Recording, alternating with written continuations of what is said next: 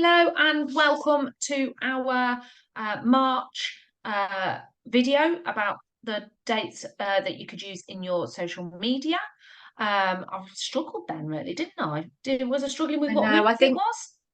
it's because we need some more vitamin D. We need some daylight, and we need spring to actually be here, and then we'll be fine. Yeah, I sort of tried to do some like a dress slightly spring-like today, but considering the sun was shining beautifully yesterday and made me feel it filled my cup quite a bit.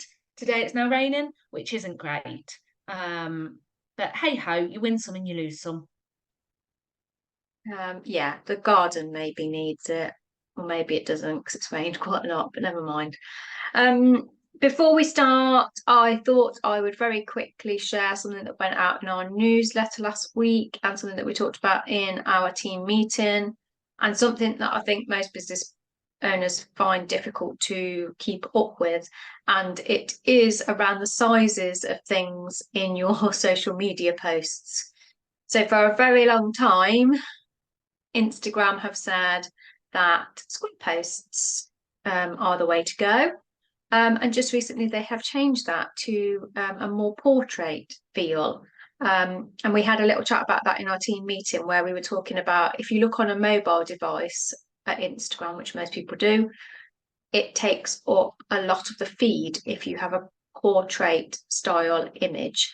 So what you'll see is that it's your image and then your copy, and it isn't any of the rest of the feed. So in that part of the screen, you're just seeing that entire post and the start of the copy.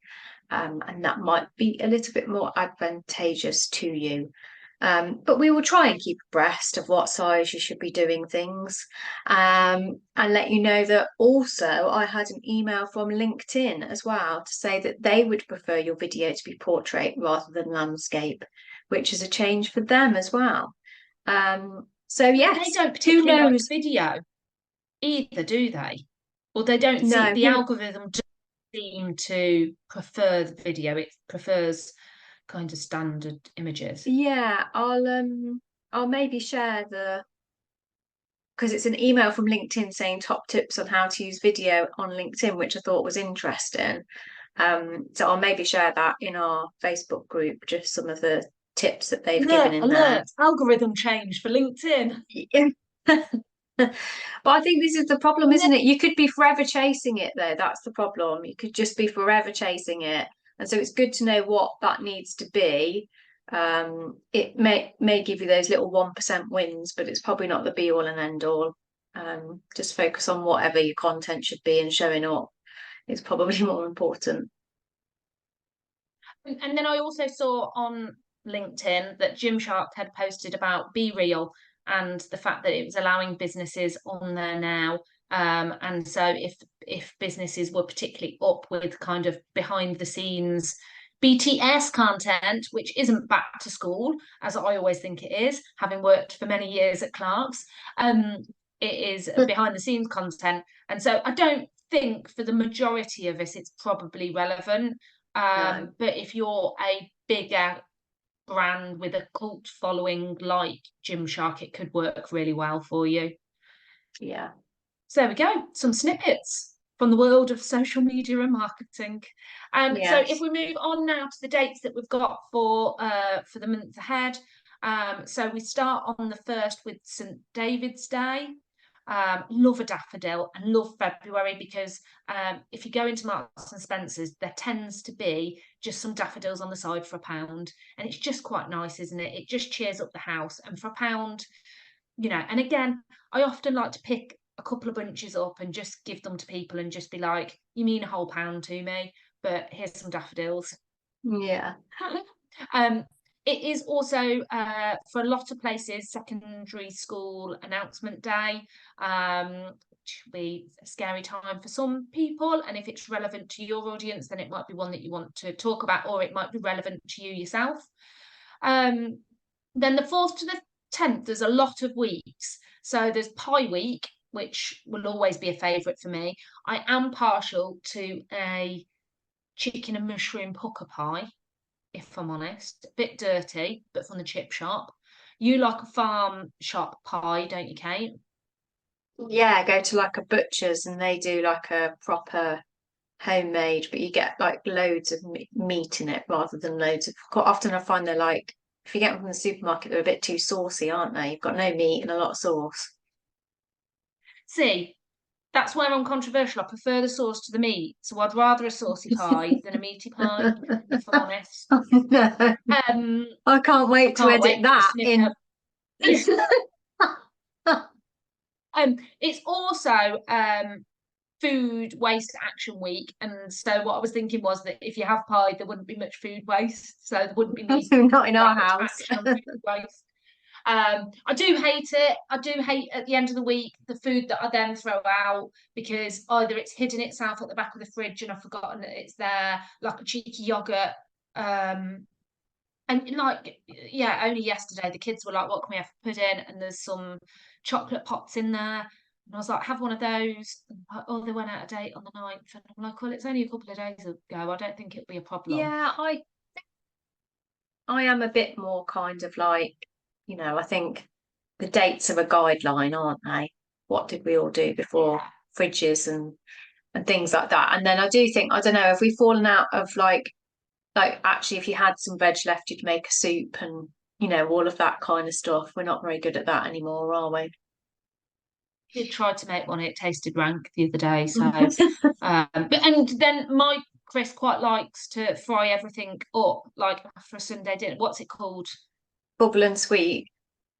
Bubble and squeak. So he'll quite like a bubble and squeak after a Sunday dinner, or particularly if we go to my mum, she sends us home with all the leftovers, and he quite likes that. It's also National Careers Week. So again, that might be one that you can talk on your socials about. It might be a LinkedIn post to say, how did you get into your career? What was your thought process, or was it just by luck? I think yours was just by luck, wasn't it, Kate, that you've ended up here with me? Yeah. Good luck though. For today. Before the next roller Yeah, coaster ride. yeah. The 7th is one that all parents need to know. It's World Book Day, and the bane of my life. I am hoping that my youngest might go as Harry Potter because I think I probably have a Harry Potter costume somewhere. And she's quite into Harry Potter at the moment, so that would be good. On the 7th, Crufts also starts in Birmingham. Always like that on the telly. I find it a bit funny and a little bit random, but it's quite a nice one to watch. What And again, if you what category would Buddy be in if you had to put him in one? the yappiest, possibly, the most disobedient, the best squirrel catcher, although he never actually catches them. But Chaser, yeah, he doesn't. squirrel trait chaser. He's good at chasing them, Yeah, not necessarily catching them. I think he'd be really quick in the 100 meters if it was like a Oh, sports day kind of event and they put a squirrel at the end of it, or a cat, or a pigeon. We're not fussy. Um, and then on the 8th, it is International Women's Day, and the hashtag related to that this year is Inspire Inclusion.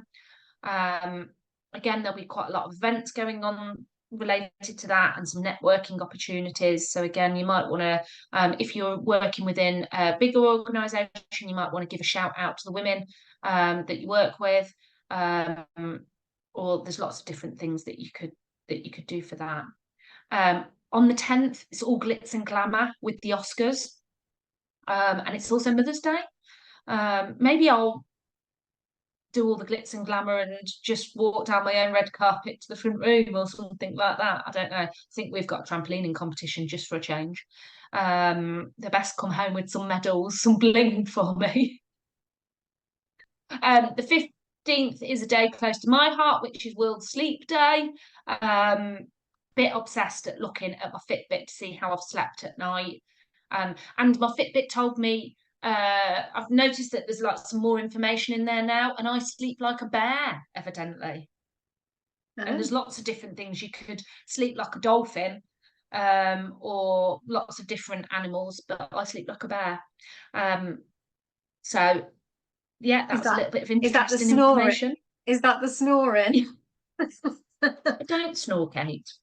The 17th is St. Patrick's Day at Comic Relief. And then the 20th is the day that we'll all be looking forward to, which is spring equinox. And so that is officially the start of spring. And by no coincidence, it is also International Day of Happiness. Yes. So, yeah. Sorry, I'm going to have a coughing fit now. Oh, look. The 21st is World Poetry Day and Down Syndrome Day. I'm having a coughing fit. Kate's now gone blurry. It's all gone to pot. The 23rd is Earth Hour, where we're supposed to turn off all devices for an hour. The 27th is World Theatre Day. So again, do you like going to the theatre? Is there a particular show that you like? Are you a theatre that needs to shout about yourself that day? And then we've got really early Easter, and so 29th is Good Friday, and the 31st is Easter Sunday, and the clocks go forward. Yes, spring forward. Fall backwards. Yes, we're happy to lose that hour so that we get some sunshine. And those are your dates for March. So hope that you find all of those useful. Don't forget to join our Facebook group for more hints and tips. And we will see you again next month, where it will be April.